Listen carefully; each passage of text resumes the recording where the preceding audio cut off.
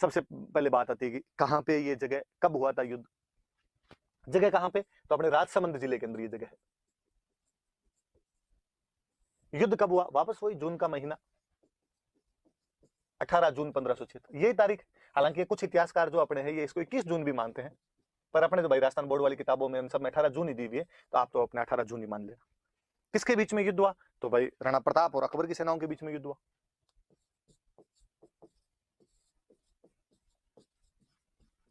अकबर के बीच में युद्ध हुआ।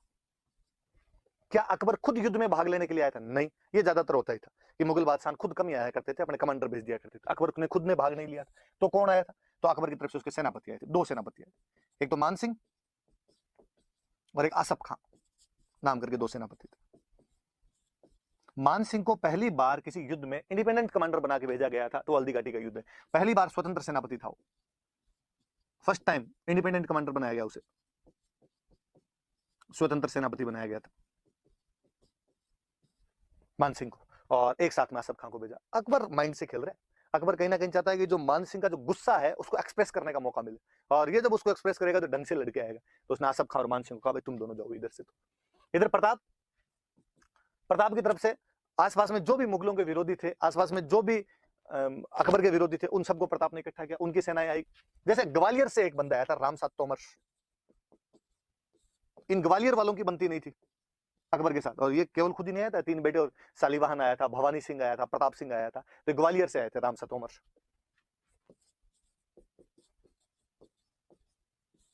याद रख लेना। सलूम्बर वाले हमेशा सेनापति होते थे, सलूम्बर वाले राज तिलक किसने किया, कृष्णदास चुंडावत, उनका नाम याद रखना। तो कृष्णदास चुंडावत ने भाग लिया था। और अफगानों की मुगलों के साथ बनती नहीं थी, मैंने पिछले वीडियो में बताया था कि हसन खान मेवातीन महमूद लोदी उधर से लड़ लिए थे सांगा की तरफ से, इधर फिर अफगानों की तरफ से एक बंदा है हाकिम खान सूर। भील जनजाति रहती है तो भीलों की सेना लेके आए हुए थे पुंजा,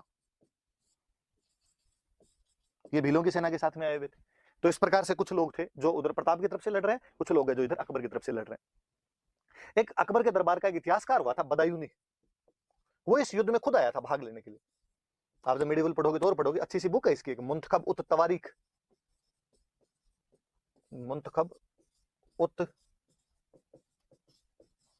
तवारीख नाम की एक बुक लिखी थी, और इसके अंदर जो बदायूनी है वो इस युद्ध का आंखों देखा वर्णन करता है। बदायूनी खुद आया था, बदायूनी के लिए कहते हैं कि बदायूनी थोड़ा कट्टर मुसलमान टाइप का आदमी था, और जब सेना आ रही थी तो बदायूनी ने कहा था कि भाई मैं भी चलूंगा, तो लोगों ने कहा यार आप क्या लाओगे, आप कलम उलम घिसने वाले आदमी, वहां तलवारें चलेगी तलवारें। बदायूनी कहा कि नहीं, वहां जब हिंदुओं का खून बहेगा तो मैं अपनी दाढ़ी के लगाऊंगा, दाढ़ी लाल करूंगा मैं हिंदुओं के खून से, जिहाद करके आऊंगा मैं वहां से, तो अब ये मन में तो तू भी ले। फिर बदायूनी इस युद्ध का ढंग से थोड़ा वर्णन करता है। बदायूनी कहता है भाई प्रताप की तरफ तो लगभग 3-1 हजार फौजी थे, और हमारी तरफ जो थे वो 5,000 के आसपास फौजी थे। हालांकि बदायूनी इस बात से नाराज था पहले कि यार मान सिंह जैसे हिंदू को क्यों बना दिया, सेनापति क्यों बना के भेज दिया, पर फिर भी भाई अकबर ने मान सिंह को बना दिया था, मैंने बता दिया रीजन क्या रहे थे उनके बनाने के। अब आमने सामने की यहाँ पे लड़ाई होनी शुरू हुई।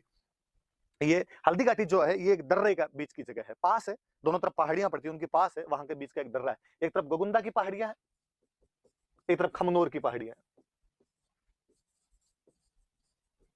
पहाड़ियों के बीच का दर्रा है। तो कहते हैं जो मानसिंह था, मानसिंह उधर एक जगह पड़ती है अपने मोलेला नाथ द्वारा के पास, आगे याद रखना टेराकोटा में अपने वापस याद करेंगे, और तो मोलेला में अपनी सेना लेके बैठ गया था। इधर प्रताप, इधर एक जगह पड़ती है लोसिंग, उधर अपनी सेना लेके बैठ गए थे। शुरुआत का युद्ध हुआ, प्रताप की तरफ से इतना शानदार हमला किया गया था मेवाड़ वालों की तरफ से कि मुगलों को भगाई देते। शुरुआती टुकड़ी बहुत भारी पड़ गई थी मुगलों के ऊपर, और यहाँ पे मुगल सैनिक भागने लगे थे। मतलब बदायूनी बहुत अच्छा वर्णन करता है, बदायूनी कहता है कि आगे मान सिंह वाले फौजी थे, उधर से जब प्रताप वालों ने हमला किया तो मान सिंह की फौजी इधर भागने लगे, तो इधर मान सिंह के फौजी भाग रहे हैं, पीछे पीछे उनके मेवाड़ वाले भाग रहे हैं।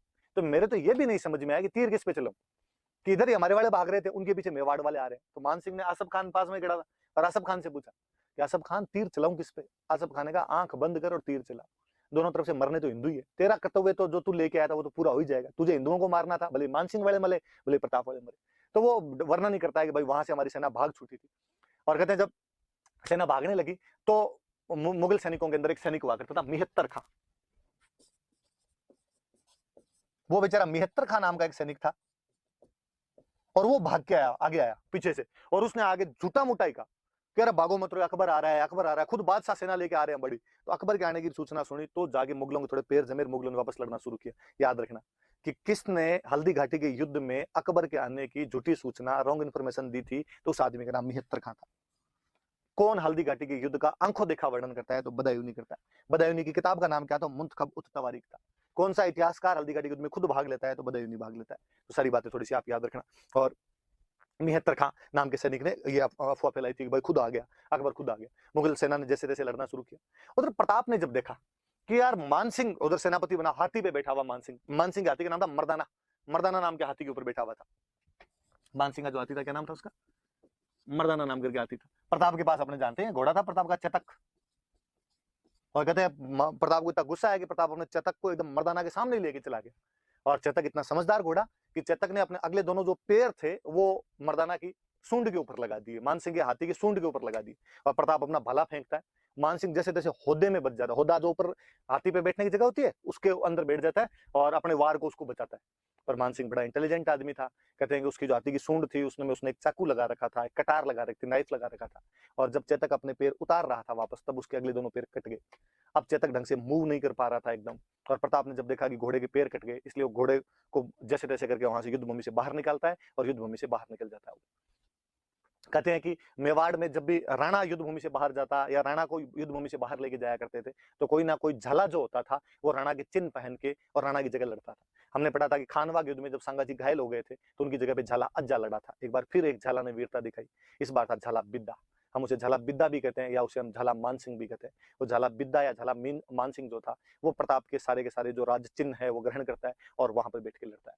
मुगल भाग ही छूटे थे उसके बाद में, प्रताप इधर निकल जाता है बाहर और मुगलों ने भी प्रताप का पीछा करने की कोई जहमत नहीं उठी। बदायूं कहता है एक तो जून की झुलसा देने वाली गर्मी थी, फिर हमारे सैनिक इतने हार चुके थे कि उनमें हिम्मत ही नहीं बची थी कि वो प्रताप का पीछा कर पाते। फिर हमारे सैनिकों को इतना डर था कि उनको लगा कहीं पीछे गए और इन्होंने मेवाड़ वालों ने हमला करके हमें मार दिया तो हम क्या करेंगे। तो बदायूं कहता है हमने उसका पीछा ही नहीं किया। और बदायूं तो और लिखता है कि उसके बाद हम वहां से गोगुंदा की तरफ आए और हमने चारों तरफ हमारे जहां हम बैठते उसके चारों तरफ दीवारें वगैरह चुनवाई ताकि प्रताप के सैनिक आके हम पे रात में हमले नहीं कर दे। पर जो प्रताप के भील सैनिक थे वो दिन में रात में हमारे पर हमले करते, हमारी सेना जहां कहीं भी जाया करती थी उसको बीच में लूट लिया करते, अनाज और पानी की समस्या उत्पन्न कर दी थी। हमने जैसे तैसे करके अजमेर तक का रास्ता लिया था। तो बदायूं ढंग से हार का वर्णन कर देता है इस युद्ध के अंदर। और बदायूं और कहते हैं कि इस युद्ध के बाद में जब मानसिंह और आसफ खान की मानसिंह और आसफ खान जब वहां पे पहुंचे, अकबर के पास में पहुंचे, तो अकबर ने जाते पूछा कि क्या युद्ध जीत गए। मानसिंह आसफ खान ने कहा कि नहीं। तो क्या प्रताप को पकड़ लाए, तो उन्होंने कहा कि नहीं। तो क्या प्रताप मर गया, तो नहीं। तो अकबर ने कहा तो क्या सोच के आए थे, सरदार खुश होगा, सरदार इनाम देगा, मांगतो लीचड़ो, शर्म नहीं आई तुम्हें, हार के आगे वहां से। और आज के बाद दोनों ने मुंह दिखा दिया तो देख लेना।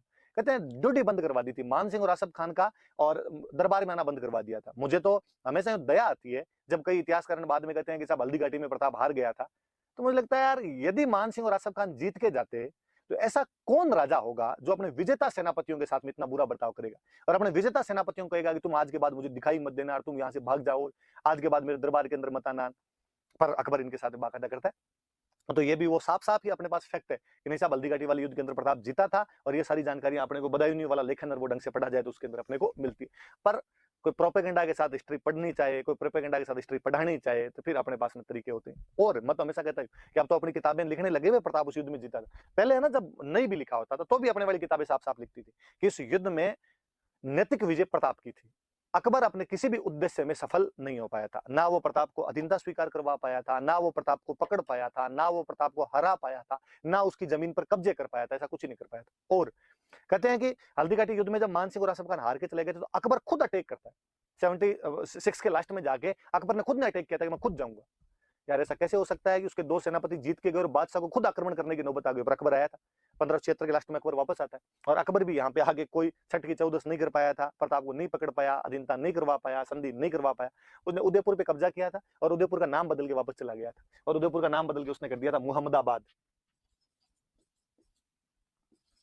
तो ये थोड़ा सा याद रख लेना कि अकबर ने नाम बदल कर क्या कर दिया था, तो अकबर ने इसका नाम बदल कर क्या कर दिया था, तो